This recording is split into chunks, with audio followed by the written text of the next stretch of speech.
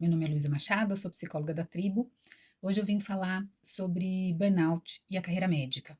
Bom, antes de mais nada, é importante a gente compreender que existem vários tipos de estresse. E o burnout, ele tem a ver com um estresse crônico. Não é aquele estresse pontual, aquele estresse que a gente vive quando alguma situação específica e curta aconteceu, né? Então, muitas vezes a gente tem um prazo, um projeto para entregar, ou a gente tem alguma situação muito estressante que a gente viveu pontualmente, que não é uma coisa do dia a dia, do cotidiano. Então, quando a gente fala de burnout, a gente está falando de um estresse crônico, né? O estresse, na verdade, ele é uma resposta do nosso corpo a uma situação de perigo ou de ameaça. Então, na verdade, é um dispositivo bastante saudável, porque ele vai fazer com que o nosso corpo, a nossa mente, as nossas emoções, elas respondam de acordo com aquela ameaça ou de acordo com aquela possível ameaça, né? E isso vai favorecer com que a gente tenha uma maior possibilidade de enfrentamento, né? Então a gente vai, a nossa musculatura vai estar mais preparada para a briga, né? Vamos dizer assim, o nosso batimento cardíaco também, a nossa pressão arterial, a nossa agilidade mental vai aumentar, né? Para que a gente possa, de alguma forma, responder àquele desafio específico. Bom, isso não é burnout, isso é um estresse positivo. Algumas pessoas, inclusive, chamam de eustress, né? O burnout é um estresse crônico e ele vai se instalando ao longo do tempo também. A gente pode falar que existem três fases, né? Então, a primeira é a fase de alarme. A fase de alarme é aquele primeiro momento, né? Então, vamos dizer que a pessoa foi sequestrada, né? Naquele primeiro momento, né, quando a pessoa se vê diante daquela situação de sequestro, ela vai ter muitas alterações físicas, mentais e emocionais para ela tentar lidar com aquilo, né? Então, essa é a fase de alarme, né? O corpo fica muito mais pronto para responder àquela grande ameaça que a pessoa está sofrendo. Mas o corpo não aguenta ficar naquele estado de alarme durante tanto tempo. Então, ele vai se adaptando e ele continua alerta, não tanto quanto naquela primeira fase de alarme, mas ele continua, vamos dizer assim, um pouquinho mais acelerado, né? Um pouquinho mais do que normalmente, né? Em relação ao nosso funcionamento normal, mas ele continua, né? A pessoa continua, de alguma forma, alerta. E voltando para a situação, por exemplo, de um sequestro, né? Se aquilo for durando muito tempo, a pessoa vai se adaptando, né? Àquela fase de resistência e pode ficar um bom tempo dessa maneira. O que acontece é que, vamos dizer assim, que se esse sequestro se prolonga durante muito tempo, né? O que vai acontecer é que estou fazendo uma analogia, tá? Em relação ao burnout, depois eu vou falar sobre ele em relação ao ambiente de trabalho, na carreira médica especificamente. Ele vai passar depois por uma fase de exaustão. Por quê? Porque o corpo não consegue ficar nesse estado de prontidão, de alarme, durante tanto tempo sem nenhum prejuízo, né? Então a pessoa vai ficando, o corpo vai ficando, a mente, né, vai ficando exausta, exaurida. E mesmo com descanso, né, ela não melhora. Então, isso o que a gente chama, né, de burnout. E aquela capacidade adaptativa, aquela capacidade de reagir aquela determinada ameaça, ela vai se exaurindo, ela vai acabando, né? E aí, pelo contrário, a pessoa às vezes perde a capacidade de lidar com coisas que até são simples. Então vamos lá, né?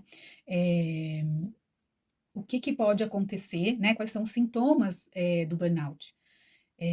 Esgotamento físico, mental, dores musculares, dores de cabeça. A pessoa muitas vezes começa a ter um afastamento afetivo daquela determinada situação. Então, vamos trazendo um pouco para o campo do trabalho, né? A pessoa não consegue estar tão presente ali, porque ela está tão cansada, tão exausta, que ela precisa se afastar para suportar minimamente aquele cotidiano, aquele dia a dia, né? Ela começa a ter sentimentos de fracasso, de insegurança, ela vai diminuindo o seu rendimento profissional, né? Ela vai começando a ter falhas de memória, dificuldade de se concentrar. Então, aquilo que ela faria, né, com muita facilidade, com muita destreza, aquilo vai ficando cada vez mais difícil para a pessoa, né? Ela pode ficar mais agressiva, né? Pode causar dificuldades para resolver problemas simples, questões de relacionamento podem aparecer, né?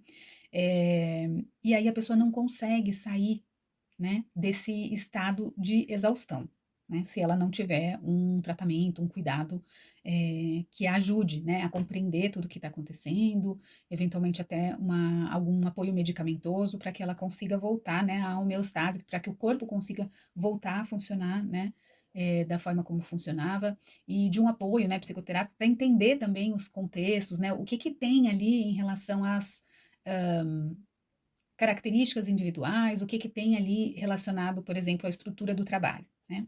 Então vamos pensar na carreira médica, né? Os profissionais de saúde são sabidamente, né, profissionais que estão mais com maior risco de desenvolver burnout, né? Isso tem a ver com uma série de coisas, dentre elas a característica do próprio trabalho, né? Um trabalho de grande responsabilidade, muitas vezes que envolve tomadas de decisão muito importantes. Em algumas situações, por exemplo, né, quem trabalha num pronto-socorro que tem pressão diária, né, durante muito tempo, responsabilidades enormes e muitas vezes, né, não tem, por exemplo, condições de trabalho, né? Então, a carreira médica muitas vezes ela é vista como algo muito incrível, desejável, confortável, glamuroso, mas no cotidiano o que a gente vê é que existem muitíssimos desafios. Então, pensando que a carreira médica, né, no Brasil, ela acaba começando, muitas vezes, bem antes da graduação em medicina, né? Então, existe já um desafio da entrada no vestibular, né? Especialmente os vestibulares que são mais concorridos. E às vezes, né, os jovens, eles passam 1 ano, 2, 3, 4, 5 anos nesse processo, né? Então, o que muitas vezes a gente vê, e eu trabalhei na graduação de medicina durante 7 anos e pude observar que alguns desses jovens já chegam no início da graduação, nesse período, né, pós-vestibular, extremamente esgotados, né? E aí vejo o desafio, né, de um curso tão pesado, tão longo, com um jovem que já chega num grau, né, de exaustão, de estresse enorme, né? Então começa antes da própria graduação. Esse se estende, né? São longas horas de estudo, é um curso bastante exigente, né? Não só do ponto de vista cognitivo, mas também do ponto de vista relacional, né? Também do ponto de vista ético, humano, né? Os estudantes têm que lidar, né, com o cadáver, têm que lidar com a questão da morte, têm que lidar com frustração, têm que lidar com muito conteúdo, têm que lidar com gestão de tempo. Então, são questões bastante sensíveis à nossa saúde mental, né? Então, eu peguei aqui um artigo que chama Síndrome de Burnout em Médicos, né? É uma revisão sistemática que foi publicada em 2017, tá? Certamente nós temos material mais recente, mas são vários artigos, né? A revisão sistemática, para quem não sabe, são vários artigos que são analisados para compor um texto, para a gente ter uma ideia do panorama daquele determinado tema, né? Então, esse artigo, ele fala que, né, que os médicos são profissionais altamente vulneráveis à síndrome de burnout, né? Porque lidam com estresse ao longo da sua vida profissional. Então, aquilo que eu estava falando, né? Mesmo antes, né? O vestibular já é um processo muitas vezes estressante e prolongado. A formação é uma formação longa e que, né? Os estudantes precisam enfrentar uma carga bastante importante, né? E uma pressão muito grande. Depois ainda tem a residência, né? Quer dizer, é uma carreira que precisa ser muito bem pensada, né? Uma formação que precisa ser bem pensada, são pessoas, né, que precisam ser cuidadas antes, durante e depois da sua formação, né? Coisa que muitas vezes não acontece. Nesse artigo, que foi publicado na Revista Brasileira de Saúde Ocupacional, né, são apontadas 5 especialidades, né? Eu vou ler aqui, mas acho que não é tão, vamos dizer assim, definitivo, mas só para a gente ter uma ideia, né? A maior prevalência entre os próprios médicos, né? É primeiro os profissionais que trabalham em UTI, depois os médicos de saúde da família, depois os médicos de emergência, medicina interna e ortopedia, né? E muitas vezes, né, isso está relacionado com a organização e o ambiente de trabalho, né? E a maneira também como os profissionais enfrentam o estresse. É bastante importante que os profissionais médicos e os jovens estudantes, aspirantes a essa carreira que é tão bonita, que é tão importante, estejam atentos, né? Então, uma coisa que eu percebo, né, no meu contato com esses profissionais, tanto fora da clínica como no próprio consultório, é que muitas vezes existe um ambiente bastante permissivo, vamos dizer assim, acho que nem é a melhor palavra, mas eu vou explicar. O médico ele está muito acostumado a ter uma carga de trabalho muito grande, né? Que eu considero desumana muitas vezes. E só que ele tem um ambiente em que isso é muito comum, né? Então, se ele conversar com um colega, né, de profissão, se ele estiver ali batendo papo no refeitório ou uma mesa de bar ou em qualquer lugar, né, os amigos também vão estar nessa mesma carga de trabalho, né? Então, eu faço não sei quantos plantões, eu tô sem fim de semana não sei quanto tempo. Então, isso vai sendo naturalizado, né? Então, muitas vezes esses profissionais, eles perdem a dimensão, né, do quanto que eles avançam nos seus limites, mas começam a achar que isso é natural, que todo mundo faz, que é assim mesmo, que não tem problema, né?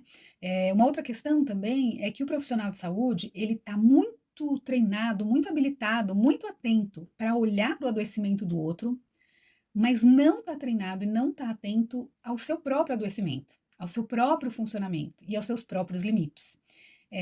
Então, acho que é uma carreira muito bonita, com altíssimo risco, né? É, com muito pouco conhecimento sobre isso, né? Leva-se muito pouco em consideração, né? A gente acostuma de que é uma carreira estressante mesmo, é assim mesmo, todo mundo faz, né? E o que a gente vê é que o adoecimento ele acontece, muitas vezes o próprio profissional não identifica, né? Ou se identifica depois de muitos anos, com já muitos prejuízos, né? Não só para ele, mas também prejuízos para o ambiente de trabalho e até para as pessoas, né? Que são atendidas por essa pessoa que está adoecida, esgotada, é, e com uma certa frequência sem condições de trabalho, né?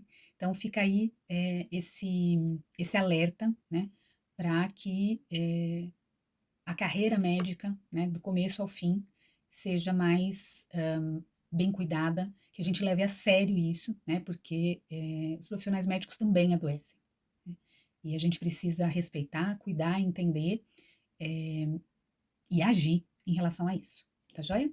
Um abraço, até a próxima.